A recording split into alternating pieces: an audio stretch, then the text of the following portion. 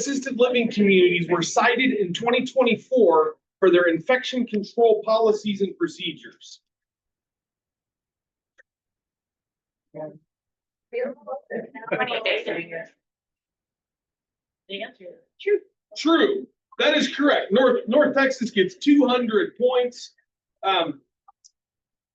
Double the points if you can tell me what year so another 200 points, but you get first crack at it. What year had the most infection control citations?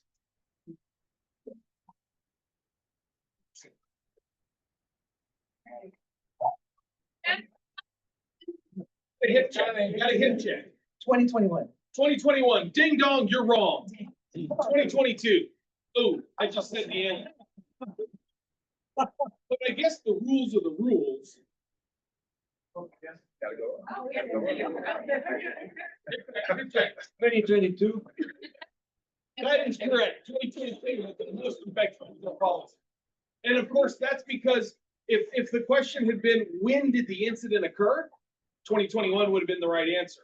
But so many of those surveys were happening later than 2021. So the citations were actually written, the most were written in the following years. So no, the answer was 2022. Oh, he is okay. He is San Antonio. So, okay, yes. Oh, you can't. So let me just clarify. I'll give you the 200 points this time, but each team only gets one answer, one guess. So I didn't say that, so my fault. So the last presentation referenced AI-powered fill in the blank.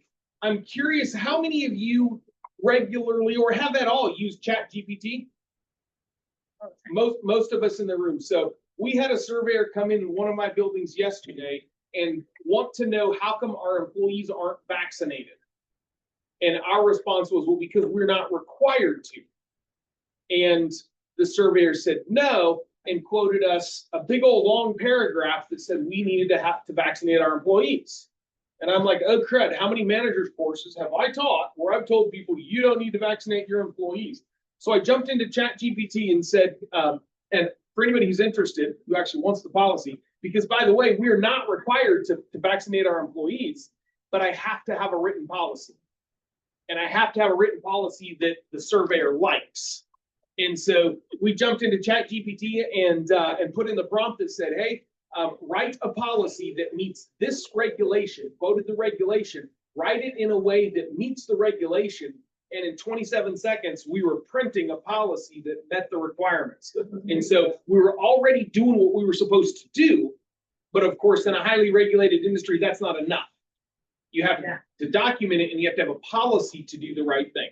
And so we were able to get a great policy in 27 seconds. And that's just because my printer takes a minute. And so that's the type of thing that makes it really easy for you to be able to meet those, to prove that you're doing the right thing.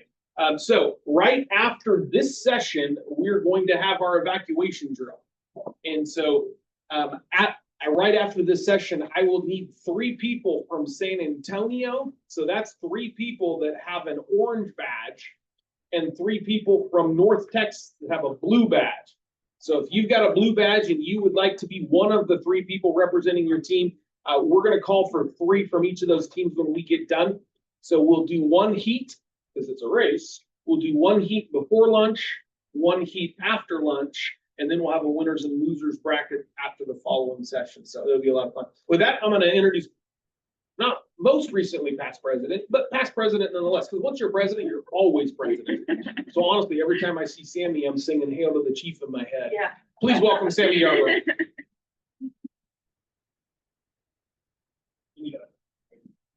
Hi, I'm Sammy Yarbrough. I'm from Abilene, Texas. I have a 39 bed there and a 100 bed in Quinlan. And as a past president, I'm currently a director at large, and I've been on the board for what seems like eternity, but that's okay. I am going to introduce Dr. Shawn E. Johnson. She is a board certified general orthopedic and orthopedic sports medicine surgeon with over 17 years of experience. A native Houstonian now residing in Hempstead, Texas, she served nearly a decade as an active duty U.S. Army orthopedic surgeon before transitioning to civilian practice and completing her fellowship in sports orthopedics in 2018. Dr. Johnson is the founder of Intuition Orthopedics, LLC, doing business as Austin County Orthopedics, a mobile-based practice designed to expand access to care, particularly for elderly and transportation-limited populations. Her patient-centered approach emphasizes injury prevention, clear communication, and collaborative treatment planning to optimize outcomes and build trust. With experience across both rural and metropolitan communities, Dr. Johnson continues to advance efficient orthopedic workflows while delivering personalized care where it is needed most.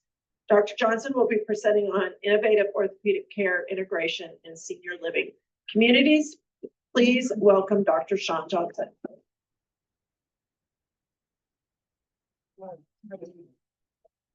Hello. I'm gonna use the microphone because there's no podium and I have papers. And I also wanna just, if I come out of this blazer, because I'm having a little personal summer up. Even though some people are freezing, doesn't matter. Don't care.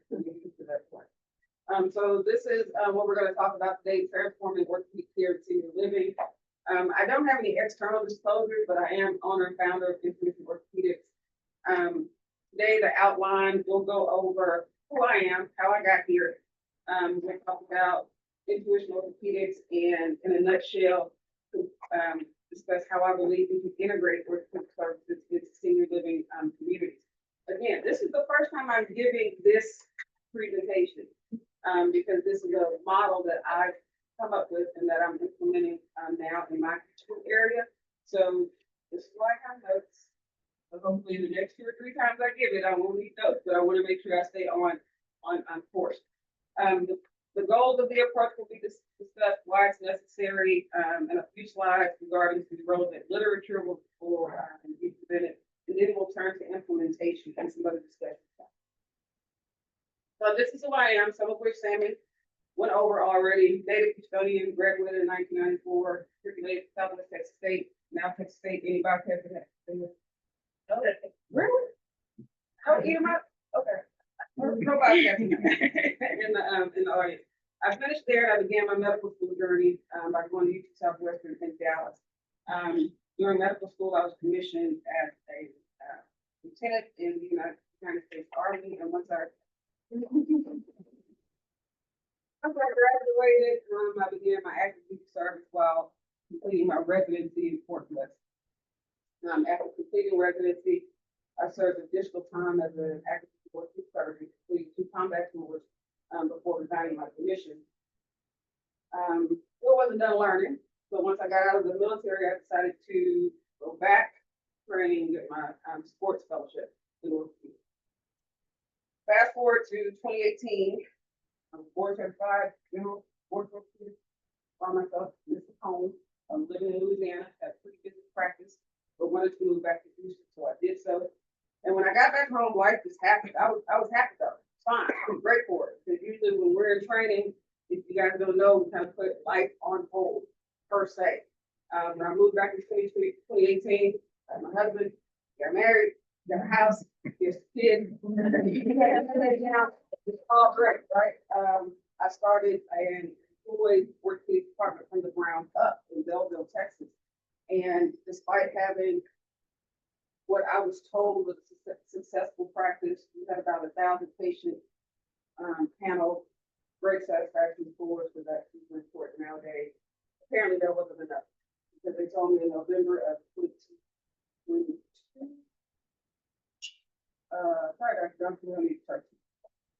So, like, what do you mean you don't need orthopedics in rural Texas? That doesn't make sense to me. So at that point, that's when Intuition Orthopedics was born. I basically figured if I'm going to do this job, and somebody can pull the rug from my neck, I should be doing it at least for myself. So that's how at 40, whatever years old, I opened my own practice. So not planning on doing, but of course I know what we're going to do. So medical entrepreneurship, all entrepreneurship. Now I know it's super tough. But I wouldn't have it any other way. Now I'm practicing medicine or orthopedics on my own terms, which is more fulfilling than anything I've ever done. Doctors aren't taught business. We aren't taught how to run a practice or training. You don't get any of that. It's just learn how to be a doctor, learn how to be a surgeon, learn how to do that. But they really expect you to get out of school and go work for a hospital, go work for someone, work for administrators that are not necessarily healthcare providers. So in my opinion, what I've seen over the last 17, 18, every year now, is that it behooves physicians to learn the business of medicine in order to keep patients at the center.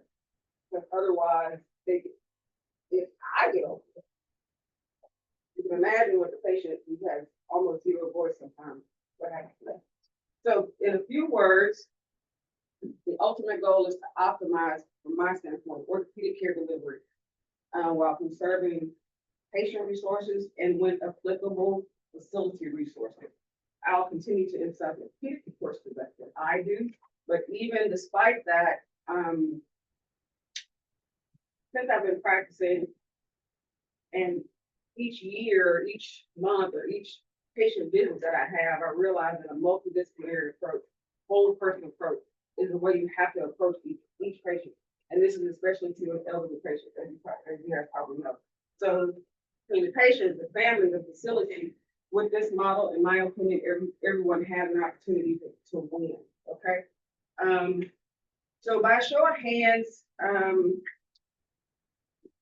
how many of you all have dealt with avoidable emergency room or urgent care visits within your resident population? Yeah. And are you looking to decrease those numbers? Have you been working on, I'm guessing everybody's looking to decrease, I don't care if it's born, you have to get one patient up for what may seem like an emergency or need to go to urgent care, transport them, alert the family, that. And then you get there and the doctor says, okay, you're good. That's pretty frustrating, right? And even if it's not a huge number of facilities that are looking to decrease those numbers, what I'm hoping to do is to at least bolster the musculoskeletal portion of that.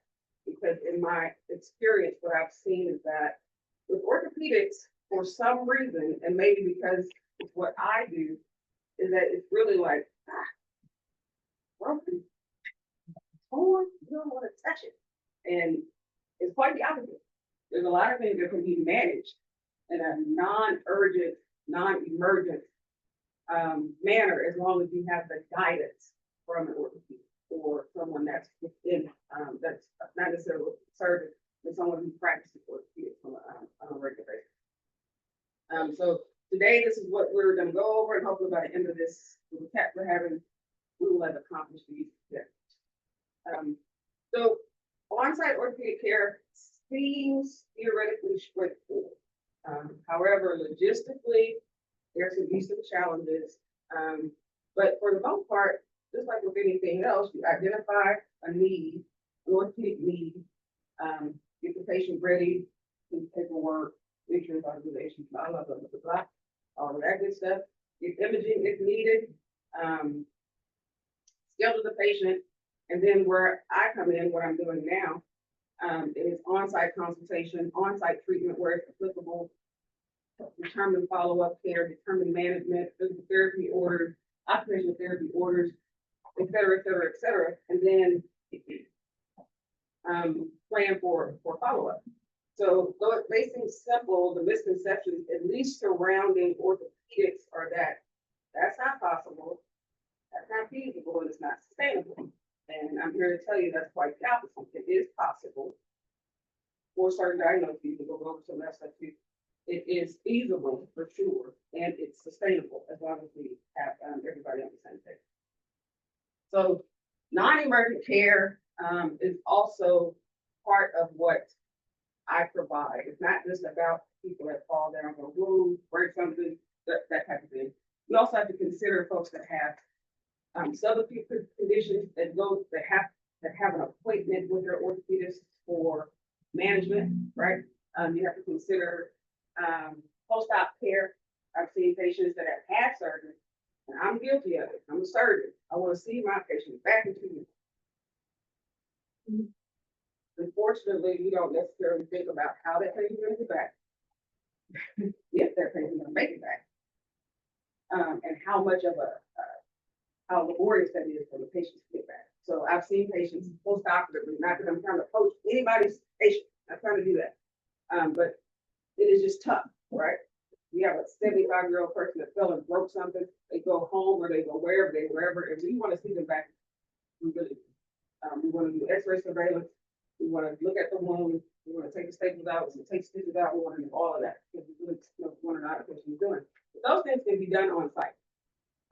You have the luxury of having mobile imaging, which is X-ray surveillance to make sure nothing is going wrong.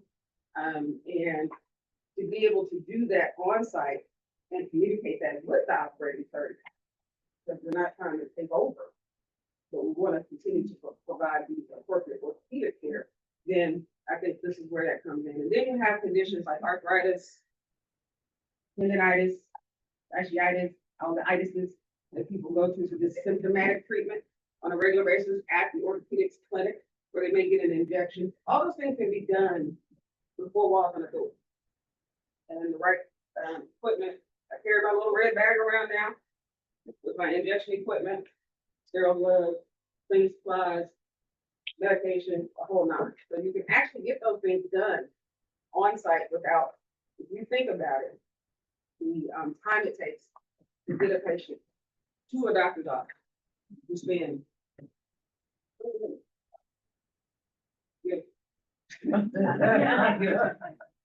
And well, that's a whole nother discussion on the time we have to take the patients. For me now, with me practicing on my own terms, I spend like an hour on my patient, because I can't. You know, I don't have anybody telling me I need to do so many patients in 1 hour, or that's one, that's one thing. So that's for non-emergent. So the emergent thing is when it gets a little sticky, a little murky. And we expect it to be that way for the layperson or the non-orthopedist, right? That's why we went to school for as long as we did, training, blah, blah, blah, so that we know how to triage things as, yes, you gotta go, sorry, you gotta go. Or no, we can see that tomorrow. Or no, if you have an orthopedist, just call them and you can come with them for their next available. But if they don't have that information, it's very hard for them to be comfortable with not going to the emergency room and not figuring out what's going on. So for me, an avoidable visit means, from an orthopedic standpoint, something that I can triage over the phone, triage virtually, whether it be video conference, or something that I can triage and say, I can see you within 24 to 48 hours on site, or you can go see your orthopedist. Now that we have mobile x-ray, like that is the best thing ever, right? Because that's really all. If somebody falls, you want to make sure something's not broken, right? Where are you hurting? Oh, my hip hurts. Of course, that's a big deal. Let's take a picture. If you're not broken, then we probably can just pump our brakes a little bit, see how you're doing the next day, et cetera, et cetera. Get an on-site evaluation by an orthopedist, go from there. Versus it always being somebody falls, you're concerned about a fracture, which you should be. I think you should. There's a way that I think we can approach things by not having to package everybody up and take them to the emergency room. I've kind of been on both sides of that, or all sides of that. Take ER call in person, take ER call over the phone, manage hospital admissions, manage inpatients, manage outpatients. And it's super frustrating for the whole system, from the patient all the way up to the person that counts the beans, for us to have patients in-house that don't need to be there, right? And people frown upon that sometimes when I say, if you're here, you don't need to be here, you need to go home. But it's really, really true, right? In the hospital, always the bad things happen in the hospital. If there are things that we can treat outside of the inpatient setting, I'm an advocate for that. And the thing I tell my patients, if you need to be there, you're gonna be there. I'm not letting you leave. So if I don't let you leave, you must understand that, okay, something's not right. Dr. Johnson does not want me to leave. But from my standpoint, or the way that I look at it, is that if you have met all the criteria, you're safe, there's no reason for you to leave. And I think that can decrease the burden overall for the healthcare system because, with inpatients that are there, and I'm guilty of it, I'll admit a patient if they don't have a ride, like. It's in the hospital, 2 hours. They don't get a ride tomorrow. But I get in trouble with that. You know, the resources that you use for that it's a great resource, but it's a huge resource. So we have to consider all those things. And I've been a part of all those different levels, so I feel like I have a little bit of a bird's eye view from it, at least from an orthopedic standpoint. And we're usually like, if I do that, I'm struggling to find code to document where the hospital get paid and have that patient paid. You know, so like, back to have UTI? Like, nope. No, nope. So, anyway, I'll be back to death. So why this is necessary? Avoidable visits they happen in every state. When I was doing some of my research, a lot of these studies are old, and there's still no national average as to the number of avoidable visits that occur, especially when it comes to musculoskeletal injuries. I'd say that they do occur. I've seen them. I've managed patients that have been in the ED 4 or 5 hours waiting. I come in and I say, here's your boot. Bye-bye. See you in 2 weeks or follow the your case in 2 weeks. So I know that it happens, and those are the type of things that we're talking about. Ambulance transfers, improving care coordination between living facilities and healthcare providers and systems. That's what I'm talking about right here. Coordinating care between me, people like me, and people like you all, so that you can decrease your burden, right? Decrease the burden on the whole system. And also, I'm not sure how many of you guys have elderly parents, et cetera, et cetera. If something happens, they call you, you get out the bed, you go where they are. Sometimes you need to be there, sometimes not necessarily. But that's what the fear is that, okay, something's going on, they're going to the hospital, I need to be there, et cetera, et cetera. There are also patients that come and there's nobody. Right? Nobody shows up. They're there. There's nobody to talk to about what's going on with them. They barely understand what's going on. So to keep them in a place that's familiar and not the hospital, not the emergency room, which comes with a whole nother bag of concern and anxiety and things like that for our elderly patients or our most vulnerable patients, then we want to try to decrease that overall burden. Same thing. The falls, I think I'm preaching to the choir. We're all trying to prevent falls. I believe that should be a multidisciplinary action also. So, as you can see, I'm pretty much like in there. I love doing surgery and I love doing all that kind of stuff, but I also understand the greater view, right? It's super important for people that manage these falls to be involved in getting falls, in my opinion. Physical therapists, occupational therapists, all those things.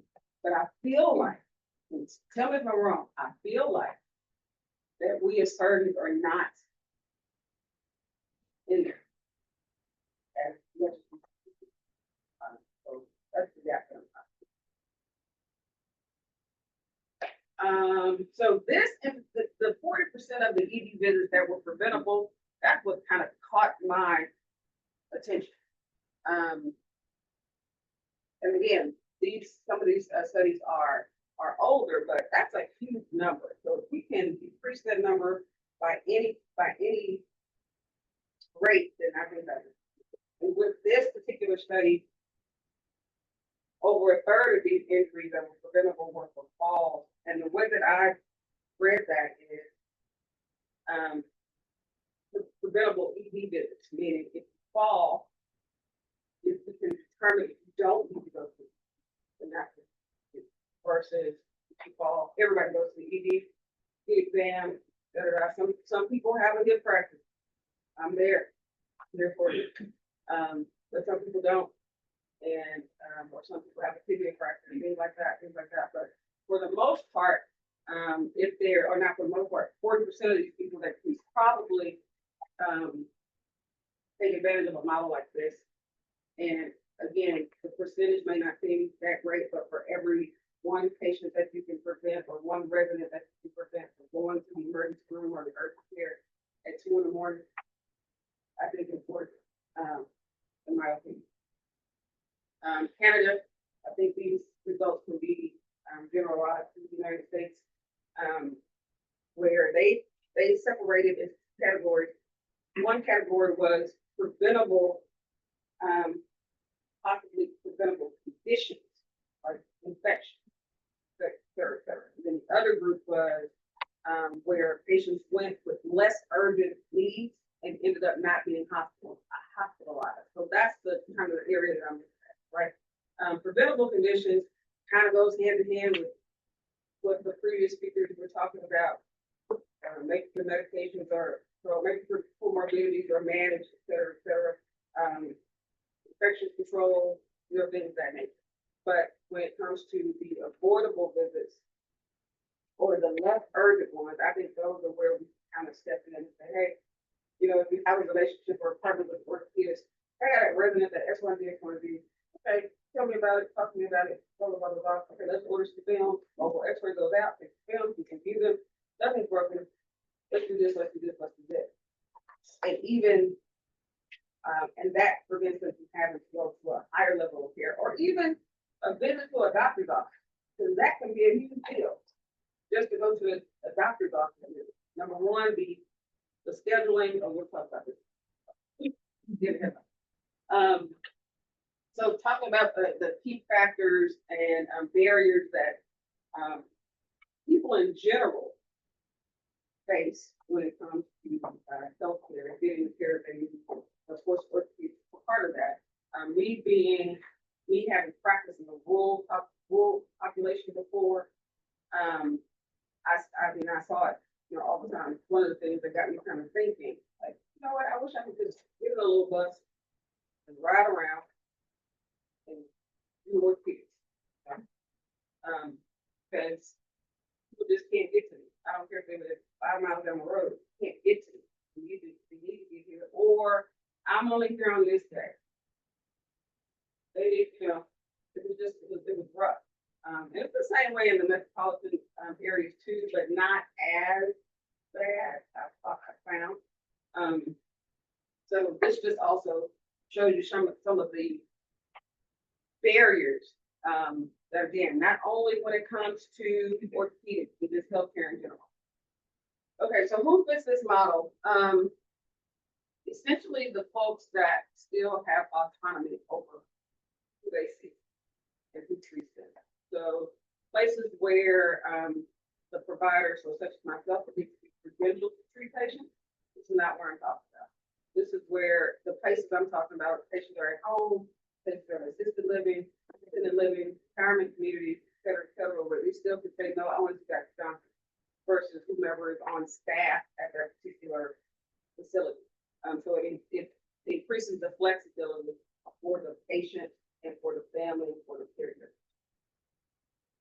So implementing this workflow,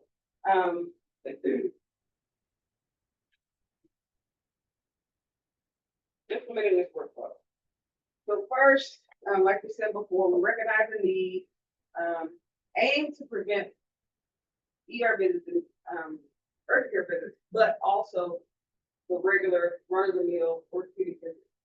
This can be put into that category. This model can be used for that category also.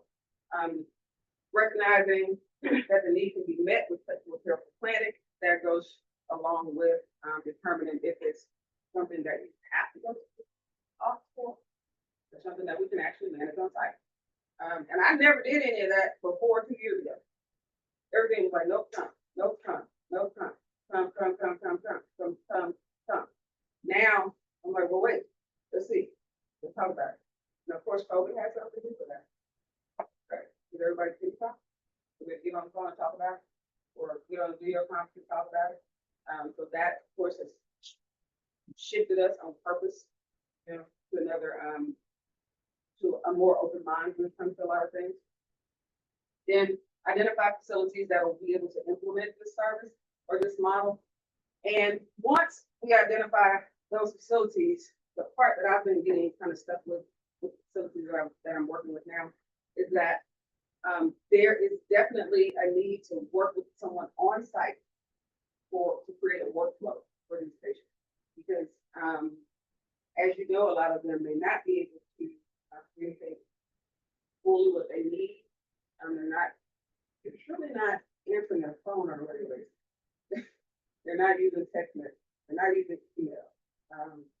They can sometimes not remember their history, et cetera, et cetera. So we usually need someone on the ground at the facility to help us manage that patient's care. And then finding orthopedic providers to fill that need. That's kind of where I come into play. So think for the need, find the need, coordinated orthopedic care.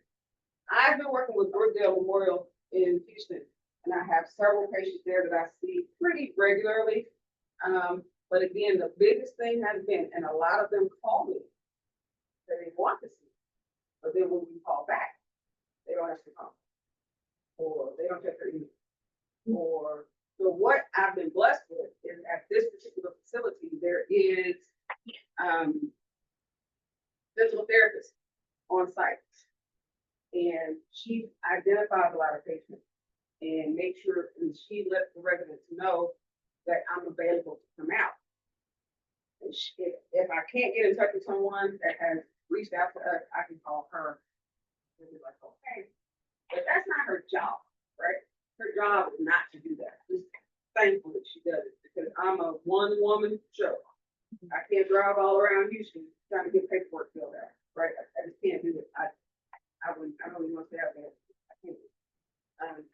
So having somebody on the ground, super important. Or having a next kin or family member that can communicate on behalf of the resident is also super important. And we've kind of done things both ways. If I'm not able to communicate directly with the resident, the physical therapist there will help, or she'll reach out to the next kin and be like, hey, I think your mom and your dad will benefit from Dr. Johnson comes on site and help coordinate everything. So that's good for it. The biggest challenges are communication, their coordination. I'm not gonna spend too much time on challenges, solutions, challenges with, because I think the solutions are pretty straightforward. It's just having somebody present on site to work and advocate for the resident. Everything else falls on me. And I say me because I'm a practice one. I have a virtual assistant now, praise the Lord, because just literally my whole, I still operate, I still see clinic, I still do those things, the mobile practice and me going to places is a portion of what I do. So for me to try to get on the phone and call Aunt Mary, who's 79, who doesn't answer the phone, leave a message, call back. It was like, oh God, I can't keep doing it, but I want to keep doing it, but I can't. It's like, it was that part of it, I'll say, was not going to be sustainable for me. So with my virtual assistant, we're able to keep in contact with residents better. She keeps in contact with the physical therapist on site at Brookdale, and then she keeps in contact with some of the patients. We collect all the information. If she has to sit on the phone for 20 minutes and get the history, she can do that. I usually can't. I might want to say I won't. But if I mean, in the past, before I had her just came on board about 4 months ago, I would have to do that. That's just how it works. So I know that if I was able to get it done wearing 15 million hats by myself with the assistance of family and on-site personnel, I think it could work definitely more seamlessly, more efficiently, and actually provide the care that we want to provide for the resident from a working standpoint. So this is just kind of the same thing that I just talked about. So this last slide, almost done. So everything focuses on the patient, right? Patient is the center. Patient centered home. I don't know when that became, but we've always kind of that. It's always about the patient. I don't know why we had to have a whole, like, yeah, I don't know why we had to, I don't know. Because it should always be that way, right? But, family on-site care, that's what we need, what I found I need in order to help make sure the patient gets what they need. And having those people in place, those barriers to include scheduling systems and issues, social support barriers, all that type of stuff, you kind of wipe that all out. Scheduling with the doctor that is in clinic from 9 to noon on third, second, and whatever, blah, blah, blah. Or you have to make the appointment online, which I'm all for, but this population is just not that. Some of them are pretty good at it. Some of them, but not everybody. So once we get through all that, they contact the orthopedic team, which would be myself and imaging if needed. There's several. I'm in the Houston area, so there's several mobile imaging companies that I use there. And the way that works, if you guys don't know, I put the order in. They go out and do it in the time frame that I've requested from team, stat, et cetera, et cetera. They let me know when it's done. I can view the image from my phone. I can show it to the resident when I go to them on my computer, all those types of things. No need to get a disc from wherever. Of course, these are just plain things, which I wholeheartedly believe should be the first step in any evaluation for an orthopedic product. Jump into anything else, CAT scan, MRI, anything like that. Maybe it, but a plain X-ray is gold for an orthopedic. So that's why for me, having these mobile imaging uncertainty is great. Then once we get all that in place, I can work on getting to the patient and X out these barriers. Bring care directly to the patient. If anything that we can do on site, I carry casting supplies. I mean, I have a company that comes out and does bracing, all that type of stuff. And it's just mainly having the communication and the relationship between everybody. So that's what I have to offer. I'd love to work together with any of you guys. I'm Texas licensed, so I know you got folks all over the place. Texas license, which means I'm able to interact with facilities all over Texas. Of course, I think functionally be there, but I'm hoping to bring on orthopedists in different areas as soon as we know that there's a need in that area for an orthopedist to do this type of work. Again, when I talk about this to other physicians, they're like, "What? Yeah. The one thing I have realized, huge milestone for me, is doing this work. And even before, my husband will tell you, when I started my practice in Belleville, full, I was like, none of these people want to have surgery. It's like, yeah. Different from big city. Different. And I learned, and not that I didn't know, I'm not a very aggressive surgeon as it is. I'm probably more out of 10, like 4 or 5. I'm going to try everything conservative that we can if it's something that we can do that way before I offer surgery, right? But I like to do surgery. So there's a certain amount of turnover, a certain amount of conversion that you want to have. But I do understand that about 9 out of 10 people that I see don't need surgery and don't want it, which means it's on me to determine how to manage those symptoms without surgery or manage those problems without surgery. So that helps me with this demographic, right? Because a lot of these patients, number one, can't have surgery for whatever reason, comorbidity, X1B, don't want it, despite the fact that I have a great answer for them. Nope, don't want it. So I meet them where they are.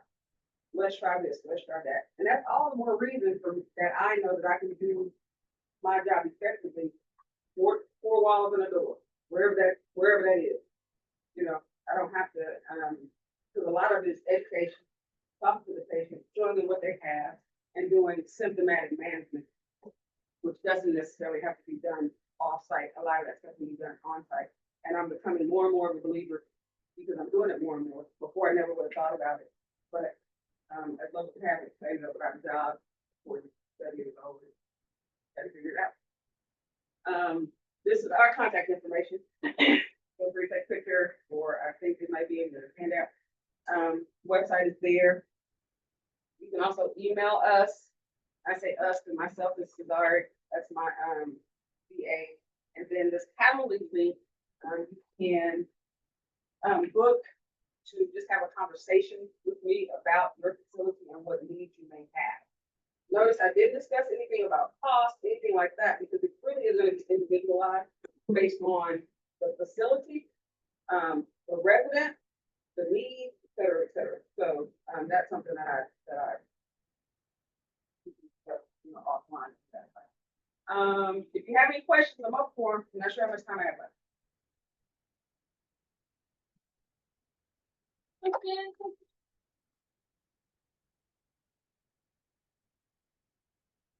Have some cards, and I'll put them on the